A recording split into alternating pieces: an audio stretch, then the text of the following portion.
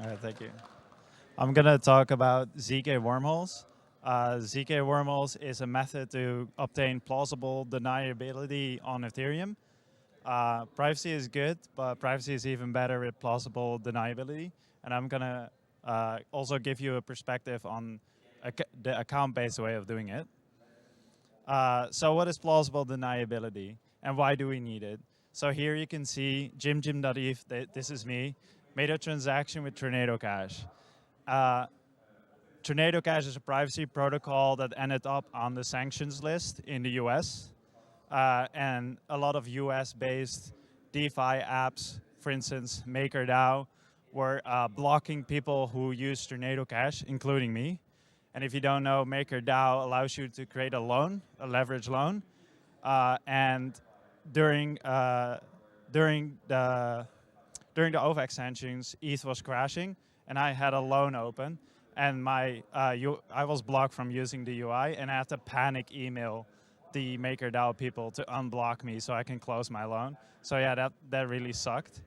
But in ZKwormholes, you get around this. Every ZKwormhole transfer that goes from public to private looks exactly the same as normal public transfers. So no one will ever know that I did something with privacy. How do you do that? Well, it's a funny little trick. There basically is no private key, and I love you. The idea is to create an Ethereum address the wrong way. So here you can see the burn address is just a Poseidon hash of a secret. Normally, a Ethereum address is a hash of a public key, but we fucked it up. The nice thing is that if you just hash something, it looks random, just like any other Ethereum address. And if you send money to it, it's gone. But we can prove it's gone. And then we ask the protocol to allow us to mint new tokens out of thin air, because we have just proven it's burned. The anonymity set. So in Tornado Cash, the anonymity set is pretty simple. Everyone who deposits is part of the anonymity set. But in ZKwormholes, it's really interesting, because everyone who plausibly could be using privacy using ZKwormholes could be part of the anonymity set. So on-chain, what it looks like is just someone sending money to a fresh account that never made a transaction. And actually, Coinbase creates such accounts. They're not trying to do anything with privacy. They just have accounts that never make transactions called cold storage wallets. And they're participating in an anonymity set. They're making the privacy of this protocol better for free. So I'm actually not the original author of this EIP. And there's still some UX issues I want to solve, and which I'm going to demonstrate how to solve them. The biggest thing is if you make one of those burn address, which is just a hash of a secret, if you then remint those tokens somewhere else privately, that address becomes nullified, which means you cannot reuse it. Which means if I spend my money privately and someone sends money to that burn address again, it is actually burned and it's actually gone. So that really sucks. And there's some small things like hardware wallet support. A hardware wallet cannot make a zero knowledge proof. There's also problems with the amount of RAM required. The original EIP would prove the entire state of Ethereum, and that is a lot of catch-check hashes, which is very slow, and a lot of RAM. All right, how do we fix that RAM problem first? So Ethereum's Miracle Tree is very slow, but it can be better, and there are already proposals out there. You can switch to a binary Miracle Tree, use Poseidon, which is way more friendly a hash function, and this allows you to build it in a way that you don't really have a lot of extra gas cost. However, in my proof of concept, I made a Miracle Tree inside a contract, because I'm not a core developer. So I just did it the easy way. It's a lot faster. You know, the tree is better, but it does cost more gas. Every transaction has to update the Miracle Tree, which kind of sucks. But you know, right now there's no good way around it. So And there's some optimizations you can do. For instance, like burn addresses are people that will only ever be the recipient. You know, if you don't have the private key, you'll never be the sender. So we can skip updates in the tree like that. Here's where I did something weird. I made the addresses reusable. So the original EIP did it in kind of a UTXO kind of way, where every time you want to spend a new thing, you made a new burn account, and then you nullify it. And that's basically kind of like a UTXO. However, to make them reusable, I chose to do it in a kind of account-based way. So instead of nullifying the entire burn address, I split the problem up. The burn address becomes the the way to track how much money you have received.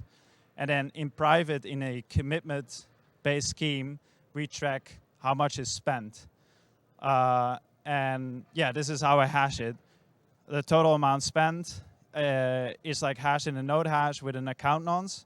Account nonce just iters from 0 to, just like in Ethereum, to 1, 2, 3, 4 every spend. And the nullifier is account nonce and a viewing key. And here I made a little overview. Here you can see that you have kind of it's kind of like a UTXO, but it only goes one way, and only one node will exist at a time, which is basically account-based, right? So here you see the first little node, the total amount spent is 0, the account nonce is 0, and the viewing key is secret, of course. We keep that secret. And there it updates, and the total amount spent becomes 5, the nonce goes to 1, and the next one you see that as well. And what you got to remember here is that the previous node is always nullified. You cannot create multiple nodes at the same time. And that makes it more account-based. Yeah, so, and this is a commitment-based scheme, so we need to commit this. And we commit this into the Merkle tree. And like I was telling you before, I made my own tree to track the balances, so the burned balances are also in here, and the node hashes of that commitment-based scheme I showed you in the last slide. So why is this account-based and why is that interesting? Well, I don't have to manage UTXOs. Remember, there's only one node that can exist for one account at a time. So we don't have to mess with UTXOs at all. The proof time is also 01. Once we are at the circuit, we just take the burn balance, which is the amount we received, and the account-based node, which is the amount we have spent. We subtract them from each other, and then assert what is left over is more or the same than you're spending right now. And that takes me to the new point, that you can make private assertions saying, what is the private balance of this person exactly? In UTXOs, everyone can just kind of hide a UTXO somewhere else and you don't know. So you can only say, my balance is at least this much. But in an account-based system, you can say, my balance is exactly this much. And this unlocks more use cases, like for instance, in gaming where you're gating at what level you should be, or any other scheme. The hardware wallet support is very simple. It's exactly like how Zcash did their sapling upgrade. So what we cannot do is make a hardware wallet do an entire zero-knowledge proof. So instead, we make it create a signature, and then we verify the signature in the circuit. And what that gives us is that the user will see on their hardware wallet, what am I spending, how much am I spending, and to whom. I'll confirm that. And if the user's machine is compromised, the worst thing that can happen is that their privacy is compromised. So that's a lot better. And I've used Ethereum signatures. So you can just use MetaMask, Ledger, and the current ecosystem supports it. Here I have a little demo. It's a very minimalistic UI, I would say. All right, so right, I'll do it like this.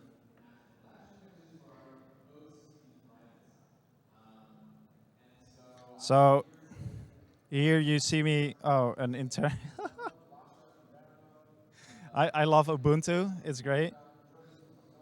One day I'll do Arch Linux. Um, no, it's in here. All right. All right. Here, it is sped up. So here you can see I have connected my account, my public account, and my current balance is 0. Now I'm gonna mint some tokens for free.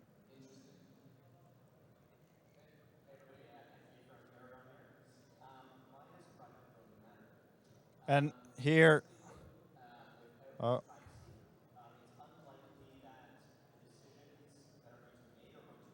so I'm now gonna connect my private account. So here I'm signing this little message, and I'm gonna use this signature to extract the public key out of the signature, because MetaMask has no method to pull the private key, the public key out. And here you can see my private account, which is a different address. And now I'm going to make a regular transfer to that burn address.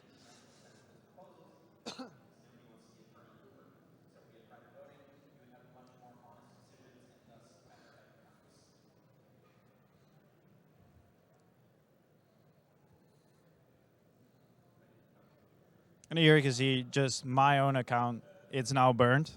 And this is a regular transfer. The only thing is different than a normal ERC20 transfer, that the gas is higher. But yeah, no one can tell that this is doing anything private. Now I'm gonna mint those tokens out of thin air and send them to a new account. And this will create the zero knowledge proof. So that hash you saw right there, I'm blind signing it, which is bad. But yeah, in that hash, it contains this much money to this person and these relayer fees.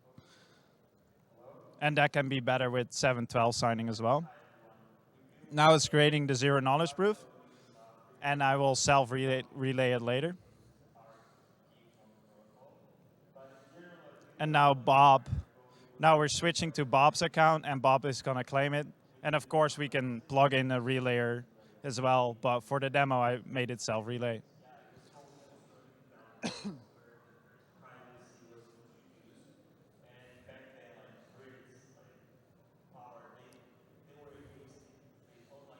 And here you see from 000 to the new account, free money out of thin air, but you know, it was burned.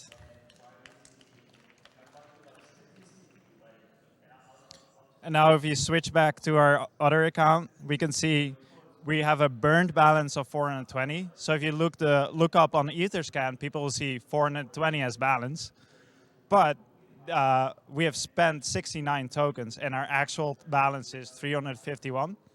But only we know that. The public thinks we still have 420 tokens. All right. Are there any questions? Yes?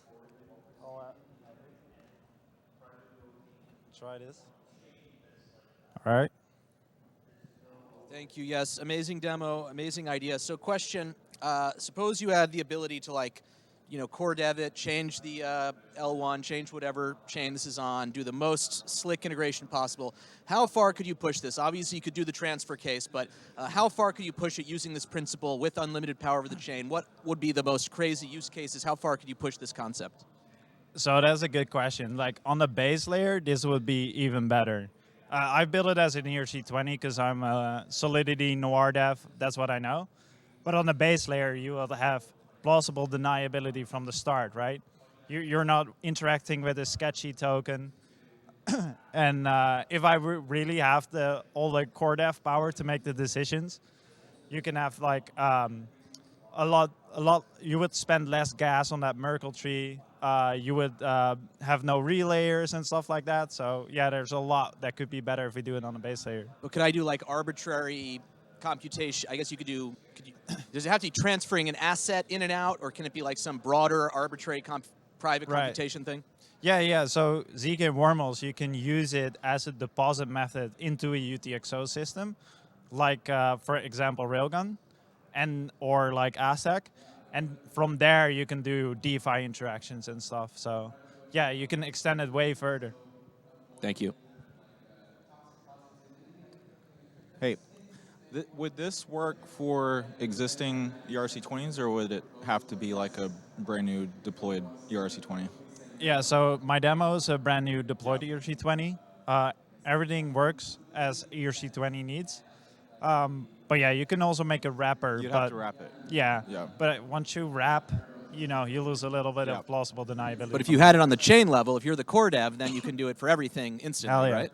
Yeah, I love that. That's what I was going to say, actually.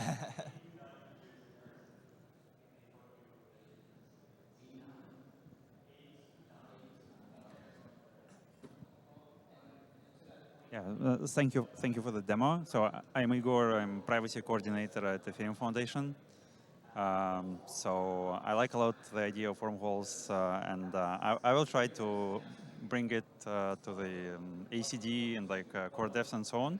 So the path will be to have it somewhere on rollups and make like RIP, rollup improvement proposal, then have some rollups adopted. Then we can make an EIP for layer 1, and maybe like in 2 years or so, we can propose it on mainnet, right? But before that, will be great to see like more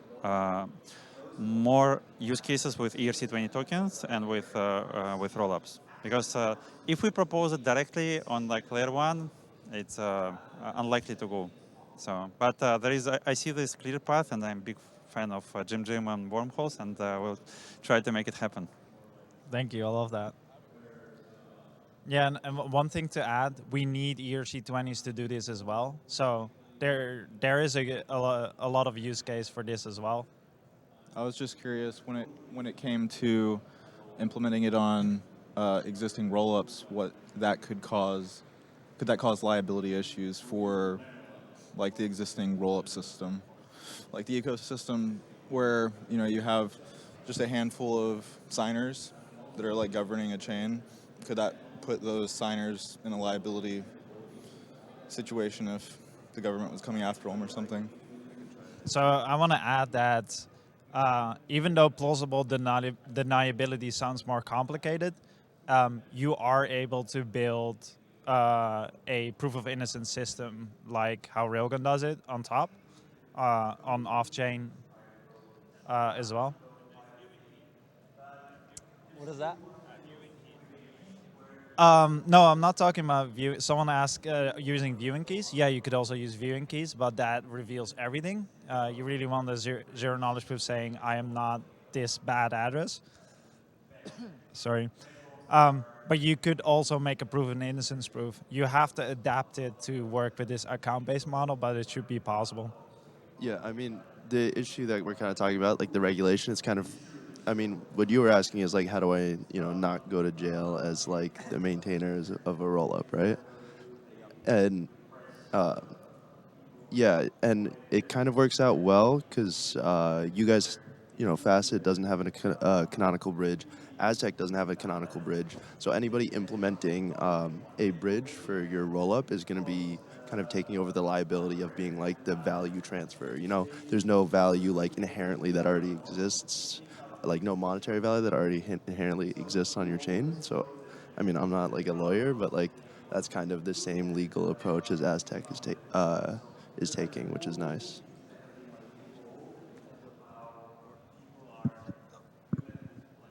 I have a question about the supply of those tokens, because they would be locked on that burn address, and the new ones would be minted. In this case, what would be with the supply? Oh, yeah, the supply tracking. So, yeah, you would just have to calculate it differently.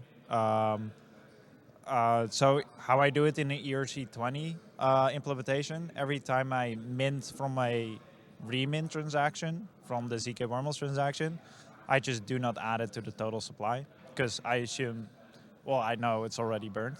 We just verified that. So there's no issue with tracking the supply here. All right, thanks.